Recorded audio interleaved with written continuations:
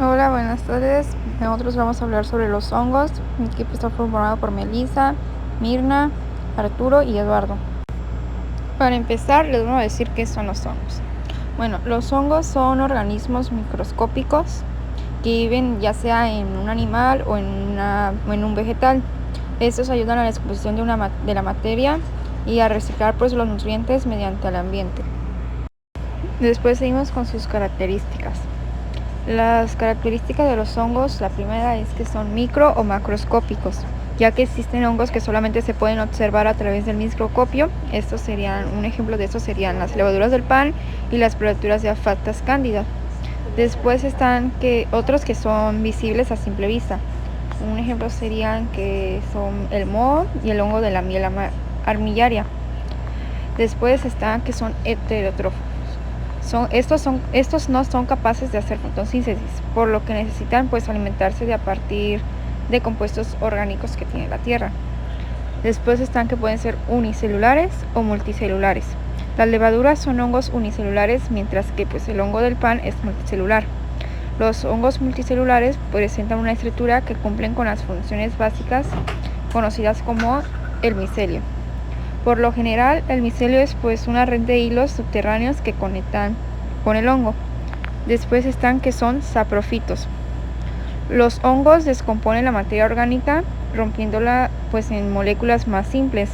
Estas contribuyen a la recirculación pues de los elementos a la naturaleza. Después están que pueden reproducirse sexual y asexualmente. Algunos hongos pues se multiplican por mitosis, ya que estos se fragmentan, se geman y después se esperulan. Y otros se unen en una célula de un micelio que usan para reproducirse. Después están las que producen esporas. Las esporas son partículas que los hongos usan pues para reproducirse. Estos son muchas más, pero más pequeñas que las semillas de las plantas. Estos casi no se pueden ver a la simple vista. Se ocupa un microscopio pues para poder verlos. Después están que tienen una pared celular. Por fuera de la membrana plasmática, los hongos poseen pues una pared celular muy rígida. Esta se compone por quintana y glucanos. Reproducción de los hongos. Los hongos se reproducen mediante esporas. Estas pueden originarse mediante procesos ya sea sexuales o asexuales.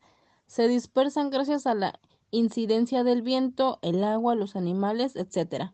Y germinan con condiciones ambientales favorables, primero formando hifas y luego desarrollando micelios. La reproducción asexualmente se produce por bipartición, que es cuando las células se dividen en dos células pequeñas, la gemación, que es cuando la nueva célula se forma a partir de un brote o yema que se origina en la célula progenitora, la esporulación, que es cuando las esporas se producen en esporangios, que son sostenidos por hifas especializadas llamadas esporangioforos. Fragmentación. Estas, al fragmentarse, las hifas o el micelio son transportadas por el viento, agua o animales hasta encontrar las características propicias y desarrollar un nuevo micelio. Y de manera sexual es cuando se produce cuando las puntas de las hifas son genéticamente diferentes, pero compatibles de apareamiento. Se unen y forman un cigoto diploide. Esto en algunos hongos, cuando las hifas se unen, los dos núcleos no funcionan de inmediato, sino que se deben mantener separados dentro de la célula. Clasificación de los hongos. Los hongos se clasifican en levaduras, mohos, setas, trufas, dermatofitos y líquenes. Las levaduras son frecuentemente unicelulares y microscópicas. Existen más de 500 especies descubiertas de levaduras en la naturaleza. Las levaduras se reproducen por lo general por fisión o gemación. Este tipo de reproducción es asexual, produciendo una célula hija con el mismo material genético de la célula madre. Una especie de levadura de gran importancia económica es la Saccharomyces, utilizada desde antaño para la producción de pan, cerveza y vino. Entre las levaduras también existen agentes patógenos como la Candida albicans, patógena causante de la candidiasis en los humanos. Ahora pasamos a los mohos. Los mohos son hongos muy comunes distribuidos por todo el mundo. Su cuerpo se caracteriza por formar hilos o filamentos en forma de tubo. que se conoce como micelio. Se reproducen a través de esporas que se esparcen fácilmente por el aire. Son de gran interés tanto por sus utilidades como por los problemas que acarrean. Los quesos azules deben su olor y sabor a diferentes especies del género Penicillium. De muchos modos se obtienen fármacos que han sido de gran avance para la medicina. Tal es el caso de Penicillium, el hongo productor de la penicilina, y el Aspergillus, que produce la lovastatina, medicamento para reducir el colesterol. Setas. El término seta se aplica popularmente a los cuerpos fructíferos de hongos del subfilo Agaricomycotina. En el filo Basidiomycota, el cuerpo fructífero de la seta se caracteriza por presentar un pie o talo y un sombrero o sombrilla. Estos se desarrollan a partir de un micelio que se extiende en el suelo. Estos cuerpos están construidos por hifas. Muchas setas forman asociaciones con las raíces de los árboles. A esta asociación se le conoce como micoriza. Por ejemplo, Boletus edulis forma micorizas con las coníferas. Ahora pasamos con los hongos comestibles. Los hongos comestibles se dividen en tres: champiñones, shiitake y hongo ostra. Dentro de las setas encontramos algunas especies que pueden ser cultivadas bajo condiciones específicas. Esto facilita su comercialización y distribución. Los más famosos son los champiñones. Hongos alucinógenos. Algunas civilizaciones antiguas descubrieron en cierto tipo de hongos propiedades alucinógenas que empezaron a utilizar para rituales espirituales. Las especies más empleadas pertenecen a los géneros Psilocibe, Conocibe y Phanaleolus. A estos hongos también se les conoce como hongos voladores, por la sensación que provocan al consumirlos. Los hongos alucinógenos producen sus efectos por los principios activos psilocibina, alcaloides derivados relacionados con el neurotransmisor serotonina. Hongos venenosos. Muchas de las setas que crecen silvestres en los bosques tienen efectos nocivos cuando son ingeridos. Amanita, Galerina marganita poseen unas toxinas llamadas amanitinas, que en muy pequeñas dosis son letales.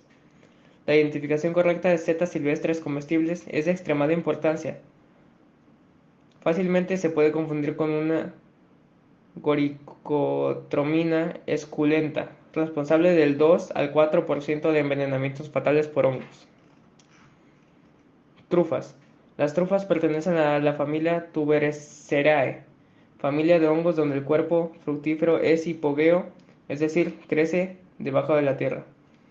Forman micorizas con árboles y arbustos. El olor y el sabor de los cuerpos fructíferos atraen animales que los excavan, por los que se usan perros y cerdos para recolectarlos. El género Tuber concentra 100 especies. Dentro de estas se encuentran trufas muy apreciadas en la gastronomía como el Tuber aestivum o la trufa de verano y el Tuber melastoporum, el diamante negro. Líquenes. Los líquenes son un tipo especial de organismo formado por la simbiosis de un hongo y una alga. El hongo proporciona el soporte para que la alga crezca mientras ésta realiza la fotosíntesis y le proporciona los carbohidratos al hongo. La mayoría de los líquenes son 95% hongo y se estima que existen más de 25.000 especies. Entre estas podemos mencionar Higmadophila, Erythecorum, Cladonia coquicera y la cáscara de roble. Importancia ecológica, biológica y social de los hongos.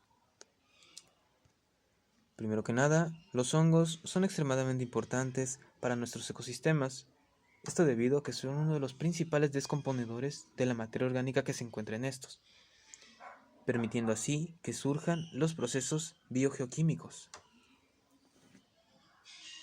Otra importancia que tienen los hongos es en nuestra alimentación, ya que varios de estos pueden llegar a ser comestibles por el ser humano, y entre un 70 y 80% de estos mismos nos pueden proporcionar vitaminas B y C, contribuyendo así a nuestra alimentación. También, los hongos son importantes para los procesos de fermentación involucrados en la cerveza, el vino y el pan. También así, nos permiten preparar salsa de soya y un tempeh, que esta es una fuente de proteína muy utilizada en el sudeste asiático. Una de las mayores aportes que nos pueden proporcionar los hongos sería en la creación de distintas medicinas. Una de las más importantes y el primer antibiótico descubierto es la penicilina. Esta es obtenida del moho del género Penicillium.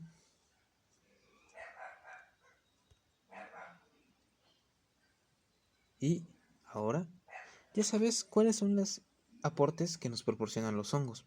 Y no son tan malos como a lo mejor uno en su primera instancia podría pensar que lo son.